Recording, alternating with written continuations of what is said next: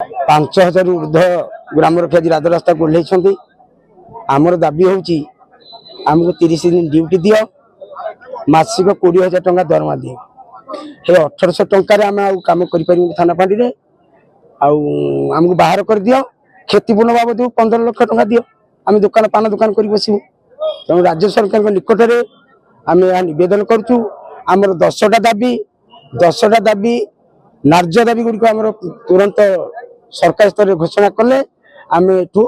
जीवु जो पर्यटन घोषणा न कर निधि सकाल आंदोलन जारी रही भविष्य में जदि राज्य सरकार आम कथा न मानती आम घोषणा न करती आम सरकार विरोध में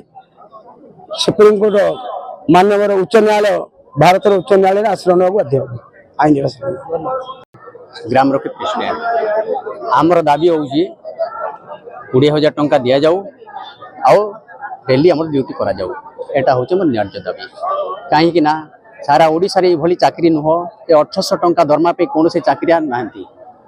आमर पुओ झील किंबा क्या गोटे ड्रेस खंडे किणी होनी ए प्रकार माने सरकार आमको दरमा दौर